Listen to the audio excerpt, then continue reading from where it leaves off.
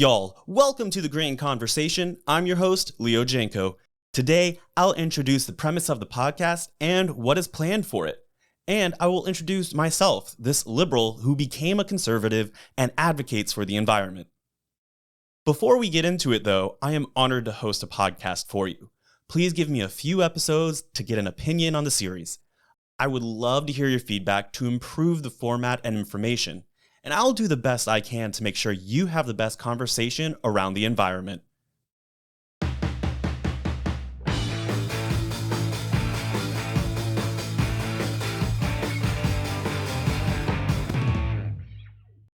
I understand the environment is not always a hot topic for the mainstream.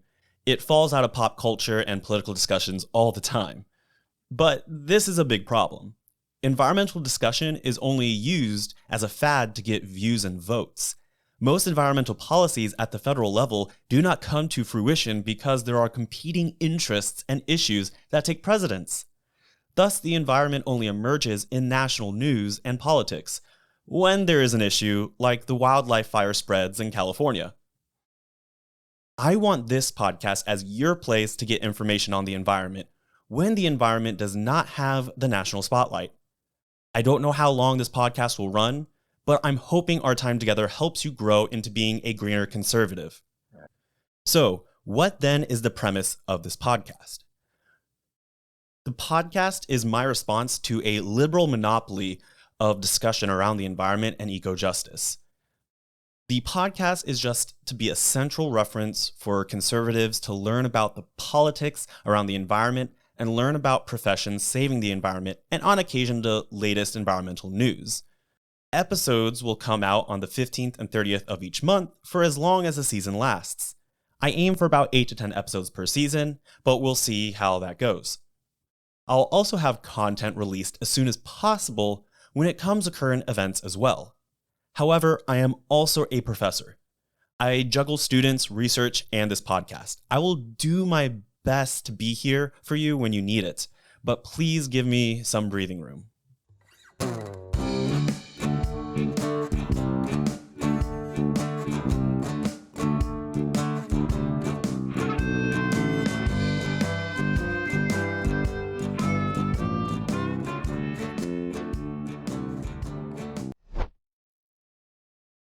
There are multiple topics I want to cover for y'all.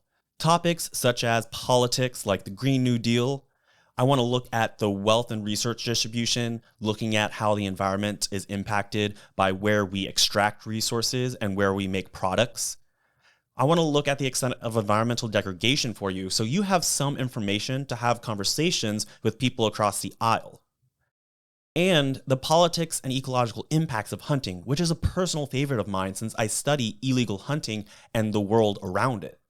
We will also be looking at conservation programs and activism and what you can do as an individual to help the environment. And hopefully, I want to look at global environmental politics. Yes, the podcast is mainly going to focus on the USA's politics, but occasionally I want to look at global relationships and what type of policies conservatives can support.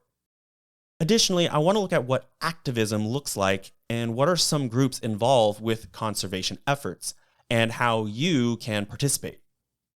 We also need to examine the elephant in the room, climate change, and the reasoning behind this idea of climate change. This will also sort of tie into global warming, looking at what is global warming, is it happening, is there a difference between a heat cycle or actual gradual heating of the earth? And you need to know the science behind it in order to, and I'm not talking about the numbers, I'm talking about the philosophy and the line of logic that they're using. And then lastly, eventually, if I can get someone on, since I'm not a big expert on it, is the human body. I believe the human body is part of the environmental discussion because we are also part of nature. It would be a disservice to not talk about how our bodies is an extension of nature. And that's just a quick list of what I want to cover. And only the future will tell future episodes. However, if there is a piece of information that you would like to discuss or have a full episode on, I will try to cover it. If a topic is requested enough, I will also try to reach out to experts in the field and have a discussion. You can find my contact information on my website, leogenco.org. You can also sign up for a membership. Members of the podcast will get priority for comments and requests. If you want to follow these episodes, though, subscribe to the channel on whatever app you use and share it with a friend. A larger audience provides more feedback and possible future guests on the show. But for some of you, you may be wondering who I am. You may be asking, what are my credentials and how the hell did I get here?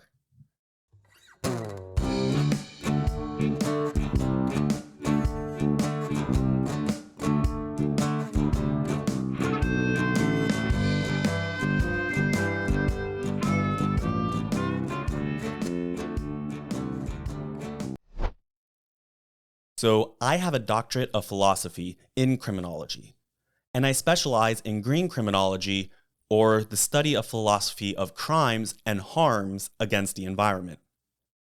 As a green criminologist, I study many aspects of society to understand these crimes. I study politics, philosophy, and the economy that would help me understand our society and why these crimes and harms exist. So what I would do is, let's say a bill was passed. I would look at that bill and see how that affects our organization around the environment. Does it help with the environment? Does it open up opportunities for illegal activity?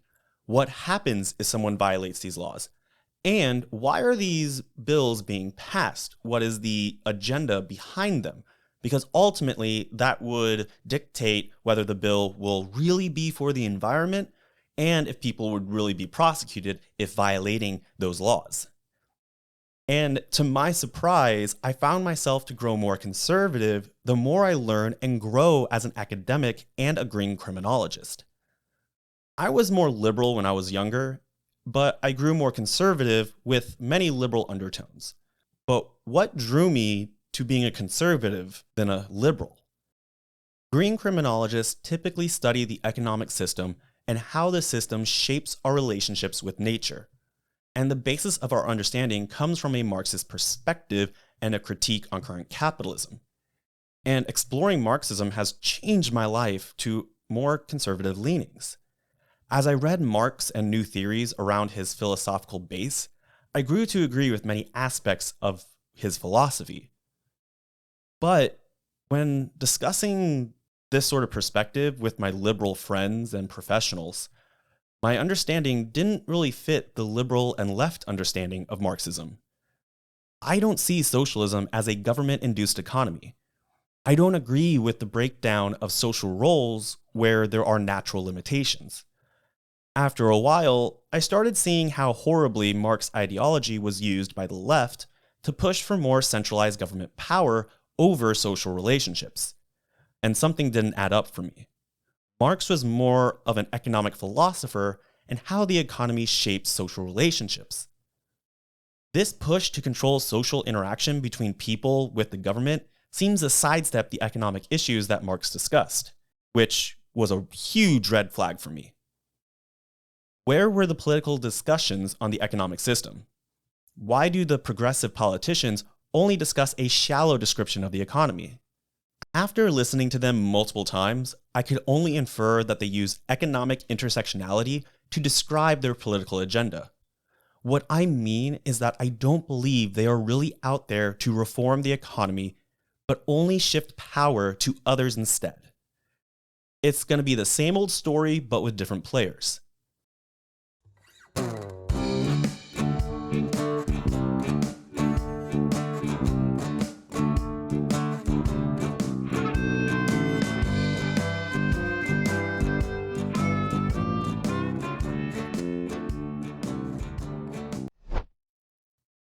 And with all this confusion, I started exploring conservative ideologies to grow my understanding of the world.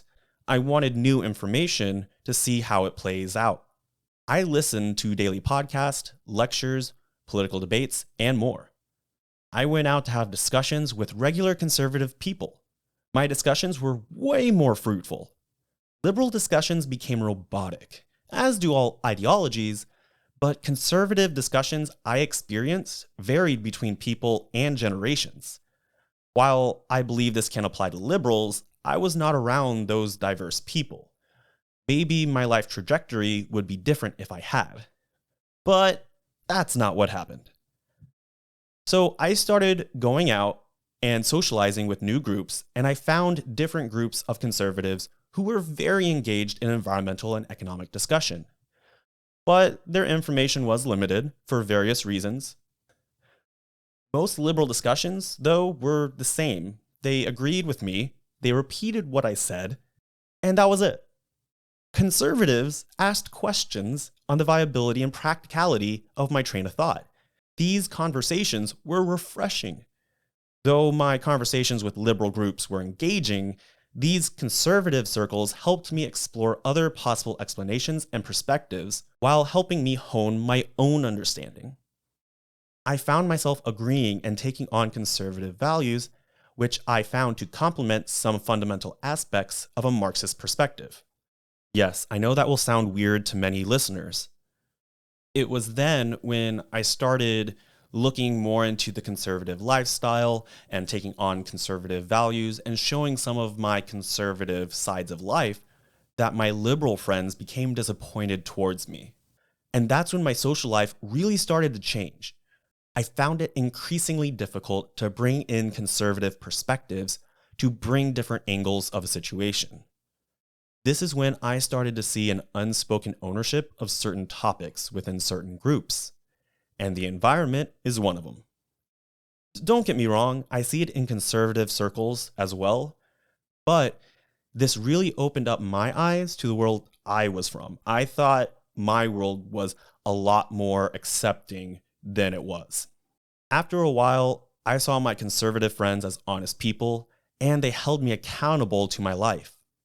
Other troubled aspects of my life were assuaged by my new conservative friends, when my liberal friends didn't have much thought or understanding. I joined a church. I found a group where I can be comfortable with my own self. I challenged myself. When I thought everything was hopeless, one person showed me what it meant to be human, what it meant to be a man. And now I want to contribute back to the conservative world that you, the listener, may be from. I want to give back by opening up more dialogue around the environment.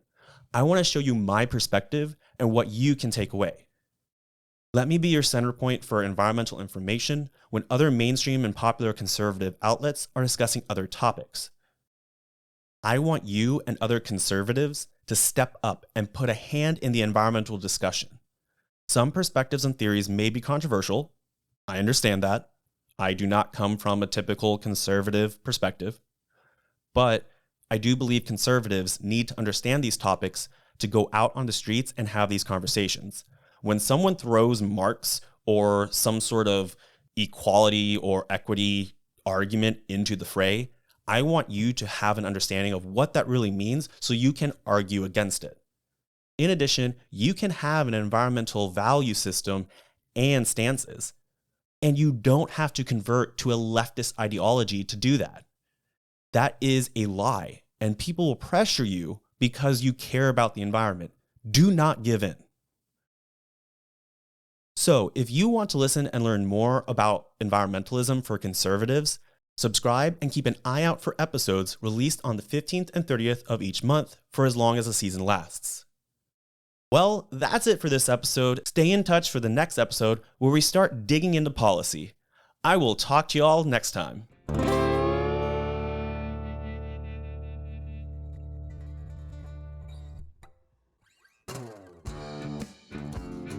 You just listened to The Green Conversation with Leo.